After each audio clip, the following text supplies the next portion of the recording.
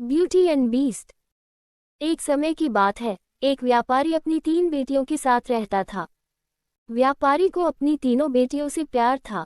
एक दिन उसे किसी काम से दूसरे देश जाना था। जाने से पहले व्यापारी ने अपनी तीनों बेटियों को अपने पास बुलाया और पूछा, मेरी प्यारी बच्चियों, कहो मैं परदेश से तुम तीनों के लिए क्या लाऊं। पहली बेटी ने सुंदर कपड़े और दूसरी बेटी ने गहने मंगवाए। तीसरी बेटी, जिसका नाम ब्यूटी था, उसने अपने पिता से कहा कि वह उसके लिए एक गुलाब का फूल ले आए। व्यापारी ने अपनी तीनों बेटियों से उनके उपहार लाने का वादा किया और अपने सफर पर निकल पड़ा। अपना काम खत्म करके व्यापारी जब अपने घर की ओर चला, तो वह तूफान में फंस गया और रास्ते से भटक गया। बहुत कोशिशों के बाद भी वह अपने घर का रास्ता न ढूंढ सका। तब तक तो अंधेरा भी हो चुका था। तभी अचानक उसकी नज़र एक रोशनी पर पड़ी जो दूर एक महल से आ रही थी। व्यापारी ने सोचा शायद महल में उसे रात बिताने की जगह मिल जाए, इसलिए वह उस तरफ चल पड़ा। जब व्यापारी महल में पहुंचा तो महल में कोई भी नहीं था। उसने हर तरफ देखा लेकिन उसे महल में कोई नहीं मिला। आश्चर्य की बात थी कि खाने की मेज पर कई प्रकार के स्वादिष्ट व्यंजन रखे हुए थे, परंतु उन्हें खाने वाला कोई नहीं दिख रहा था। भोजन को देख व्यापारी की भूख और बढ़ गई थी, इसलिए उसने भरपेट खाना खाया और एक कमरे में मुलायम गेंदों पे सो गया। सुबह व्यापारी ने जब महल के बागीचे में सुंदर गुलाब खिले देखे, तो उसे ब्यूटी से किया हुआ वादा याद आ गया।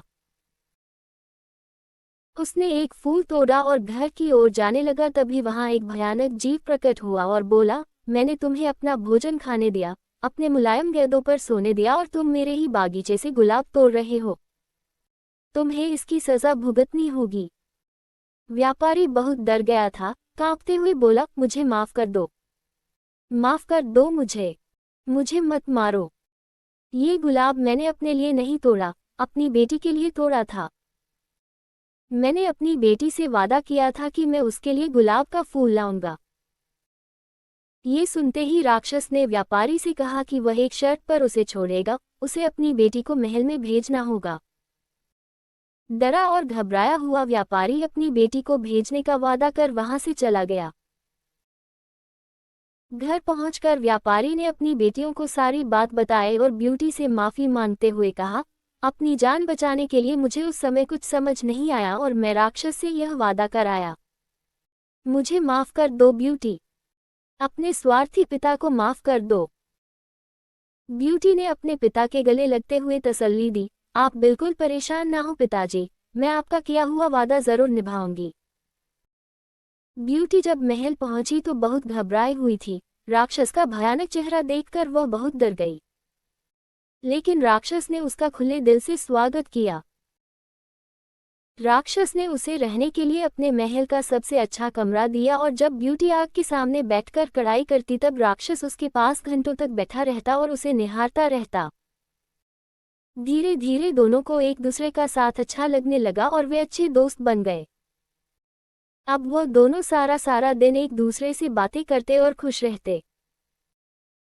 राक्षस को ब्यूटी बहुत अच्छी लगती थी और वह उससे शादी करना चाहता था, लेकिन डरता था कि ब्यूटी एक राक्षस से कभी शादी नहीं करना चाहेगी। बड़ी हिम्मत जुटाकर एक दिन उसने ब्यूटी से अपने दिल की बात कहने का फैसला किया। जब वह ब्यूटी के पास पहुंचा तो देखा कि ब्यूटी अपने पिता को याद करके बहुत उदास है। उससे ब्यूटी की उदासी देखी नहीं गई और उसने ब्यूटी को एक जादुई शीशा दिया जिससे वह अपने पिता को देख सके। ब्यूटी बहुत खुश हुई, लेकिन जब उसने अपने पिता को देखा तो वह बहुत बीमार थे।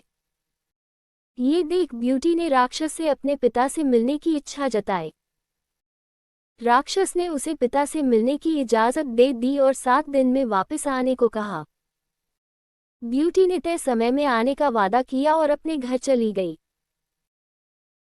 ब्यूटी को सामने देख व्यापारी खुश हो गया और जैसे जैसे उसे पता चला कि राक्षस देखने में भले ही क्रूर हो लेकिन वह दिल का बहुत ही नेक और दयालु है, व्यापारी की सेहत और सुधरती गई।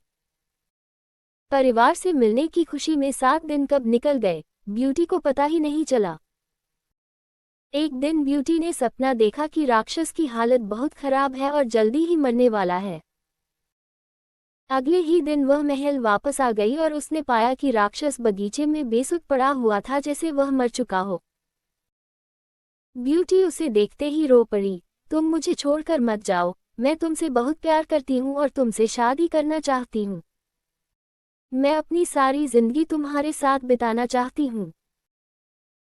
जैसे ही ब्यूटी ने ये शब्द कहे, एक रोशनी ने राक्षस को ढक लिया, और जब रोशनी गायब हुई तो भयानक और क्रूर दिखने वाला राक्षस एक खूबसूरत राजकुमार में बदल चुका था। राजकुमार ने बताया कि एक दुष्ट जादूगरनी ने उसे एक राक्षस बना दिया था और सच्चे प्यार से ही उस जादू को तोड़ा जा सकता था। बहुत समय से राजकुमार उस लड़की को ढूंढ रहा था, जो उसे उस रूप में प्यार करे जिससे सब डरते थे, जो उसकी सूरत से नहीं बल्कि उसके गुणों को चाहे। आखिरकार राजकुमार को उसका सच्चा प्यार मिल गया और वह बहुत खुश था। जल्द ही ब्यूटी और राजकुमार की शादी हो गई और वह अपनी गुलाबों सी खूबसूरत दुनिया में हंसी खुशी रहने लगे।